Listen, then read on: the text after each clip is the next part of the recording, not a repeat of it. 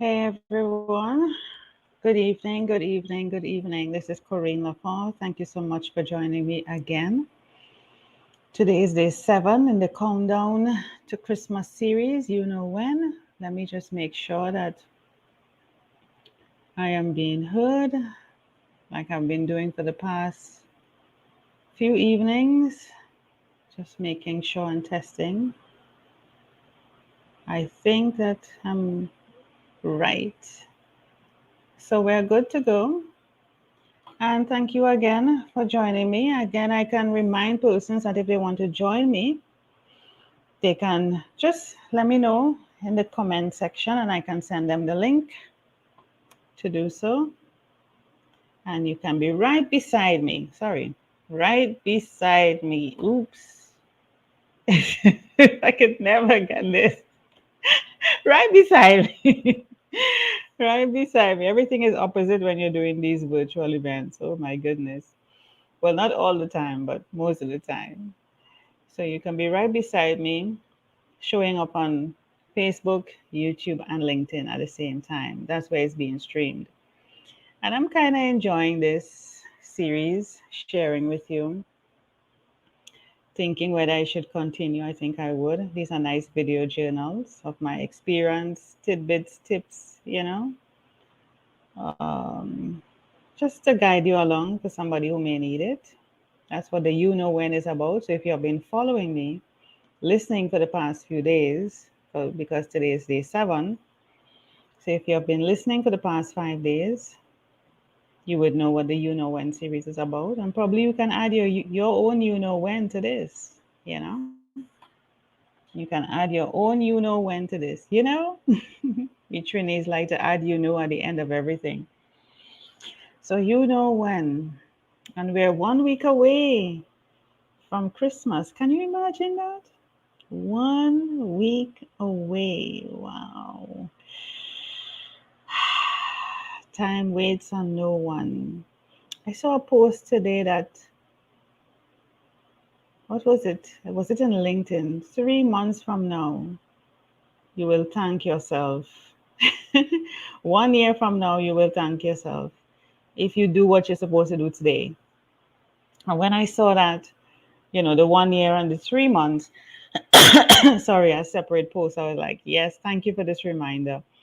It came just in the nick of time. 3 months from now, you will thank yourself because you're procrastinating on things that you need to do. Just that one little thing, just that one thing that you just need to do. Look at, read, respond to, take action on, write a blog. It doesn't matter.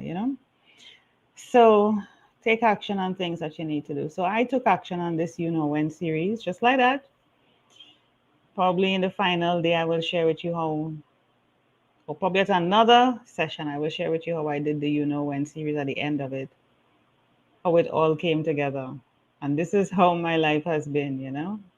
Um, the way it's very interesting how things come together. And like I keep saying, I take no credit for this. This is inspired, and I'm acting and being obedient on what I've been inspired to do. I don't know what will happen as a result of anybody seeing this, being a part of this, sharing this 3 months from now, 1 year from now, 5 years from now. I don't know. But I acted on it, and that's what I was supposed to do, take action. So let me see what we're talking about today in the You Know When. So, you know when you need to let go. When you keep living in the past, oh my, do we love to live in the past? And your life feels stagnant. Focus on the now and what you would desire your life to look like. And never take your gaze off of that vision for any reason. Let me repeat that. You know when you need to let go when you keep when you keep living in the past. So you need to let go when you keep living in the past and your life feels stagnant. Focus on the now, the present, and what you would desire your life to look like, and never take your gaze off of that vision for any reason. Let's get a little bit into that. A lot of people are not present in their lives. What does being present mean? Focusing on this very moment. I've had conversations with people where I'm with them now. And when I say with them now, it doesn't have to be physically with them in their presence, but I'm on the phone. But let's include all the other options on the phone, whether a video call, text, but more so a phone call, a phone call, video call, or even present in their presence physically. You may be having dinner, lunch, whatever. And instead of you focusing on that time with that person or persons, but let's make it intimate with that person. It's quality time. You don't get to see the person. You may be meeting them for the first time, or probably you're just spending time, after a long time. But particularly the other person just keeps bringing up things from the past. Why did you say this? What did you mean by that? And you're like, what? We're here now. I don't remember. I don't know. That was then. That was then. I don't know. How is that impacting where we are now? We're here now. We're facing each other now. We're having dinner. Let's just enjoy this now. you know, this present moment. You want to spend this dinner date, this drinking date, this intimate time, quality time by talking about in the past, bringing up things in the past, which may conjure up or trigger feelings, emotions that are negative or angry. And you're like, what? I don't want to answer that. I am enjoying this. And most of the time they spoil the moment by bringing up something from the past. That's just one instance of being aware and conscious of the present. It happens with family as well. It's coming up to the holidays. Great time, right? For people to bring up the past. You're sitting at dinner, you're enjoying the festivities, you're eating, you're having fun, frolicking, playing with the kids, opening gifts, whatever it may be. You feel good. Christmas is a feel good time, everybody's happy, jolly. And somebody brings up something to just, it's like you throw that pebble in the water and it creates ripples. It's just the energy, some people's energy, and they just create issues. And you're like, where did that come from? Why did that come from? Why now? And we focus on doing something now. Not that I want you to bring it up tomorrow, next week, or ever again. It was dealt with then. Even if it wasn't, deal with it, forget it, it's gone. I don't want to bring it up. It steals your present. When you live in the past, some people just love to bring up the past because they pitch tent, they reside there, and they want you to stay there with them as opposed to being here in the now, focusing on the joy, the peace, the festivities, the nostalgia, the memory that is being created right now. Instead of focusing on that, they want to drag you back to the past, bring up old memories, old things that you would have probably forgotten, but they didn't. And that in itself is supposed to tell you something. If you're surrounding yourself with people who just can't let go, but you have, do you want to spend the rest of your life with that person that will constantly keep reminding you of things of the past that can't let go? Do you want to spend time with those family members that keeps probably bringing up things to make you feel bad or to remind you of the decisions and choices you made, which is why you end up where you are now? Do you need that? You're not doing it to these people, but they are doing it to you. They are doing it to you. How do you feel about that? It doesn't feel good. You too need to let go on a personal level of the past when those memories and reminders of guilt and shame is not coming from a good place. I could tell you, it's not coming from a good place because that is not how your life is meant to be lived in the past. It's meant to be lived right now, not even in the future, because you can't have a foot now in the present and a foot in the future at the same time. You can't have a foot in the present and a foot in the past at the same time. God, it's just 2 feet you have. Or else you might have one of each in each era, in the past, in the present, and in the future. And then you start anxiety and overthinking and all of that. Calm down, relax, take time, focus on right this moment. The memory that you're creating, make it a good one that you can smile when the memory comes back to you. Yeah, you may even have pictures of that memory. You want to look through your photo album, those old time photo album with the plastic on it. You want to look back. I mean, and even though I'm talking about the past, but even if you look back at the past, it must be joy. It must be something to make you be triggered or feel guilt, shame, embarrassment, those type of negativity. But you don't want to live there.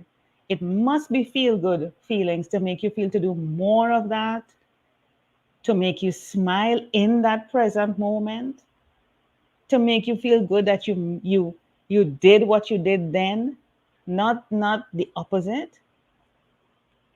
So you need to let go of people, of probably activities,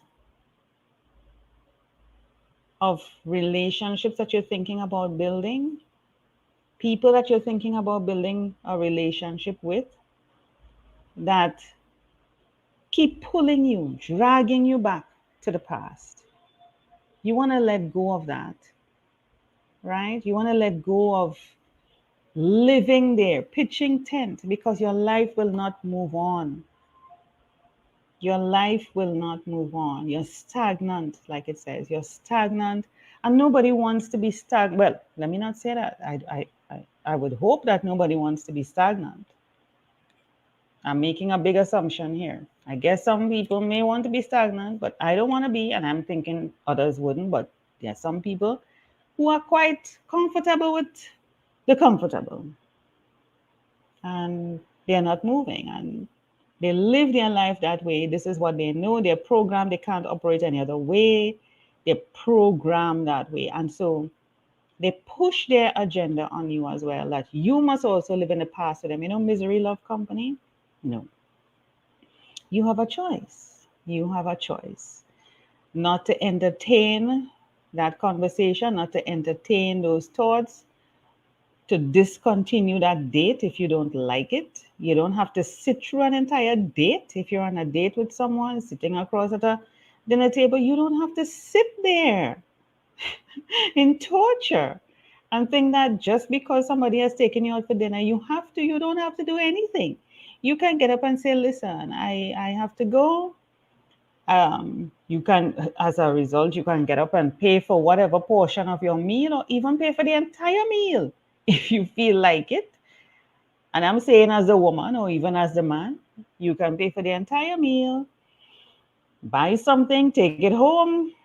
Always have a way, an exit strategy where you could find your way home, where is a taxi, which is why it's always good to set dates at an appropriate time that you can get transportation to and from home easily and safely, or so you can call somebody to come and urgently pick you up. So have that plan in place as well. Okay, that you can easily call somebody and say, listen, be on the lookout. I need you here for me just in case anything, and I want to cut out of this, that you can come and pick me up. So you have backup plan one, backup plan two, and of course, extra money for that transport or any emergency, because you may end up having to cover the bill, right? So you don't have to stay in a situation or with people that keep dragging you in the past. And there's a powerful word, I think I mentioned it in the series so far, called no. You can say no. No, thank you. If you want to add some respect to it. No, you know, I'm fine. No, thank you. Or no, I don't want to discuss that. Or no, I'm not going there. Or no, I don't want to answer that right now. Or no, I don't feel comfortable. No, or simply no. And get up and create distance. So there are different ways of dealing with different circumstances. But the main thing is not to live a stagnant life, not to allow anyone to take you somewhere you don't want to go. And in this instance, we're talking about living in the past. Focus on the present because this is where you are right this minute. You cannot be here and there at the same time. And the main action that I want you to take is focus on the vision that you want of your life, what you want your life to be. How do you want to live? Where you see yourself. Focus on that as the action. Keep that in your mind and don't take your gaze off of it. Yes, distractions are going to come, but as soon as they come to remind you of things you have done, yada, yada, yada, the monkey chatter, you say, thank you so much, but I have this to focus on. And you go back to it. You keep coming back. After a while, it's going to get tired of reminding you and it's going to stop reminding you. And you will find yourself keeping focus and do the things that will keep that voice out of your head, that negative voice out of your head, that you'll be able to focus on what you desire in your life, what you deserve in your life right now. And everything has to be right now. It's as if you already have it. It's already yours. It's not for the future. I will. No, I have this. I am this.